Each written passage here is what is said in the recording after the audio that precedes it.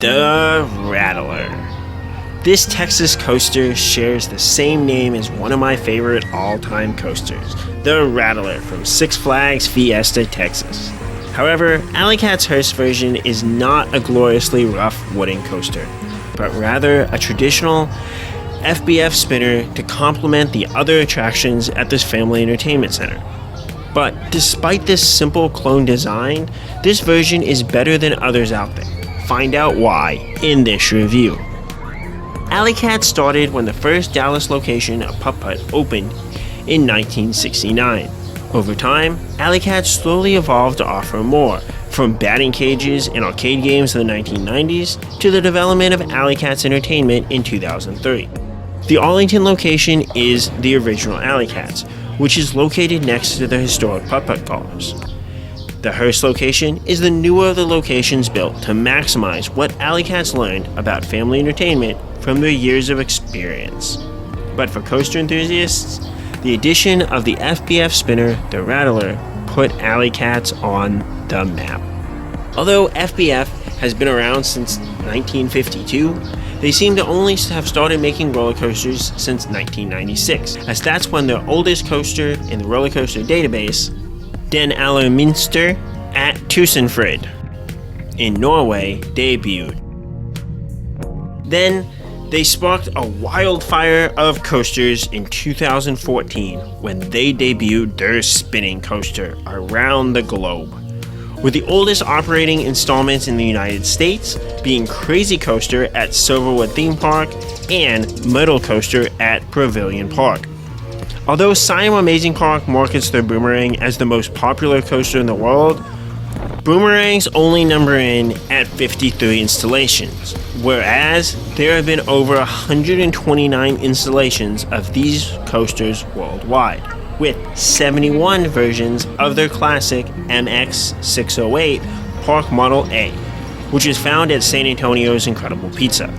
22 MX609 3-loop models have been made, as well as a few more unique models that are ultimately likely similar to the basic design of a figure 8 track with 4 spinning cars, though a third helix or loop, hence 3-loop, can be added as well as cars that go upside down.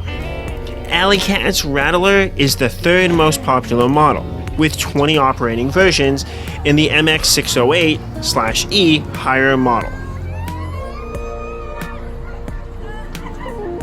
Alley Cat's Hurst has a good atmosphere given that, at least on the day I visited, most riders had an unlimited card, which must be scanned each time you ride an attraction since they don't tell you that when you buy one.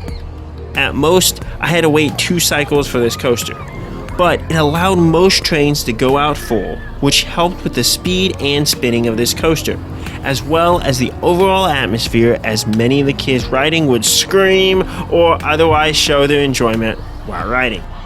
The coaster is on a weird block of concrete that appears to not be originally designed for this coaster, as the coaster itself is raised up on an additional slab of concrete.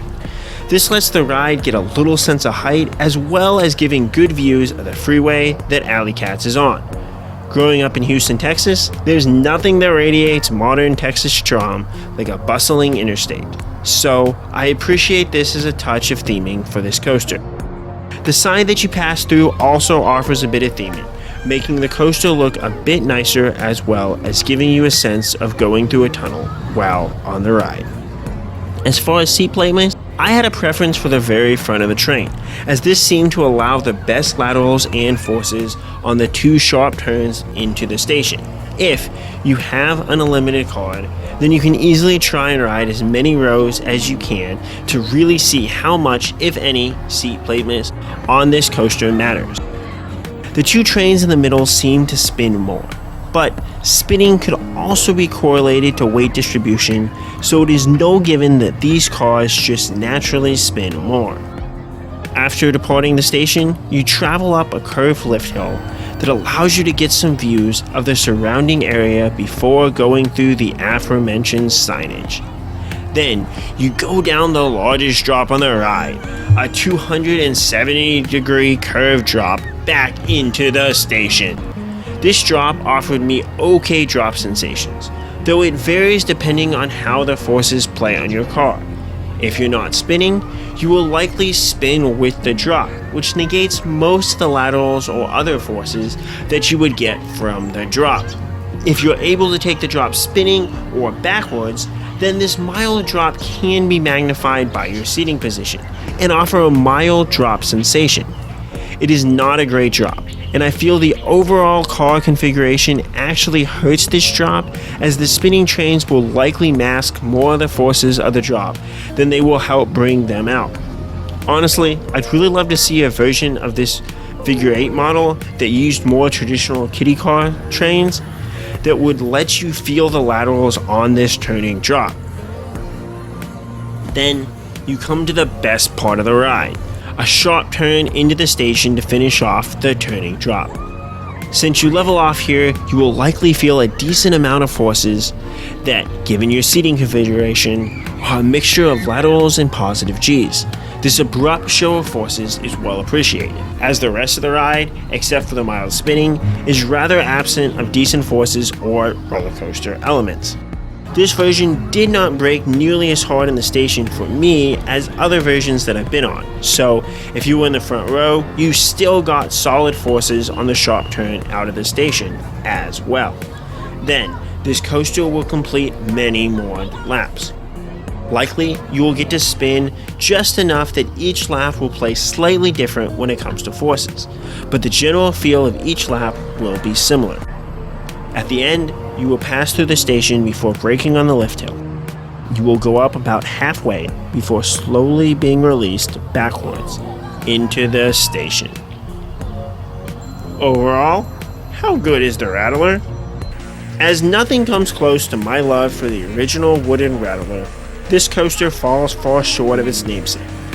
These simplistic coasters are nice enough that I rank them as actual coasters instead of kiddie coasters, but they still offer very little in the way of thrills to have them climb my coaster rankings. The Rattler, however, is a better version of an SBF spinner out there, between the views, atmosphere, and forces due to the lack of harsh braking in the station. There's still a lot more that I want out of a coaster, as I rank the Rattler, Hurst, beneath my nemesis Boomerang at Six Flags Fiesta, Texas, but above Crazy 8 at San Antonio's Incredible Pizza. How good do you find the Rattler? And are these SBF spinning coasters good in general? Do you prefer these spinning coasters to more traditional spinning rides? Let me know. And as always, Kapkun Krap.